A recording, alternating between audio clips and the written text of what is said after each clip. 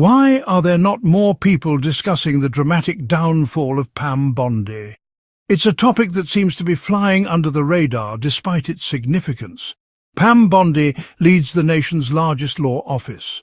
No federal precedent and nothing in her oath of office exempts her from the code of ethics, federal pleading rules, or the rule of law all attorneys swear to uphold. It's like watching a slow-motion train wreck. You can't look away, yet you know the outcome won't be pretty. So government attorneys have an obligation to pursue justice, regardless of whether the evidence points to acquittal or conviction. Because of this duty, they must refrain from making public statements that appear biased, as such remarks can erode confidence in the justice system. The American Bar Association emphasizes this in Rule 3.6, stating that a lawyer who is participating in the investigation or litigation of a matter shall not make an extrajudicial, outside the court statement that it will be disseminated publicly and have a substantial likelihood of materially prejudicing a case. In other words, try your case in court, not on TV. Bondi has consistently argued pending cases in the media, particularly Fox News, where she falsely asserts that it is up to Trump to decide what the law requires. How delusional, right? In April, the U.S. Supreme Court ordered the Trump administration to assist in the return of Kilmar Abrego Garcia, a Maryland resident deported to El Salvador without the constitutionally mandated legal process.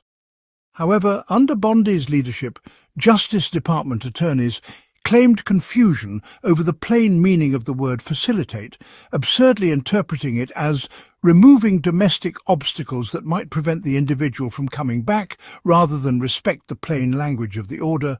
Bondi's strategy is to play games, to either render the ruling null due to delay or worse, to challenge the court's authority.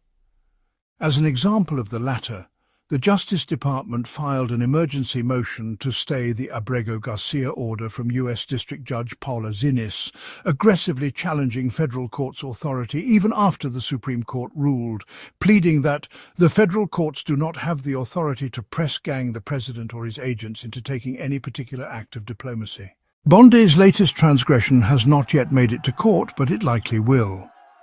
Last week, Bondi declared that, under the Foreign Emoluments Clause, Trump can legally accept a Flying Palace 747 jumbo jet as a gift from Qatar, a country that has directly funded Hamas terrorism.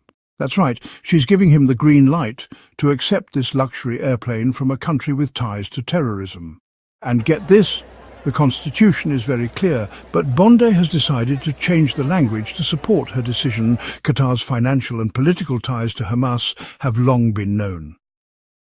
Bondi concluded that the gift was legally permissible, apparently reasoning that because the gift is not officially conditioned on any official act, it does not constitute bribery. Here's the catch. The Constitution includes no such restriction. Bondi simply inserted it herself. Her analysis also justified the gift as legal by arguing that the plane isn't going directly to an individual, but instead to the U.S. Air Force, and later to the Presidential Library Foundation, where Trump will ultimately benefit from it personally. Let's look at the facts.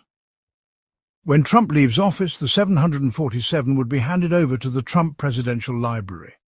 In reality, this amounts to a $400 million gift from a foreign government to Trump himself, perhaps meant as a tip, following Trump's private $5.5 billion golf course deal with Dar Global and Qatari Diyar, a company created from Qatar's sovereign wealth fund in 2005.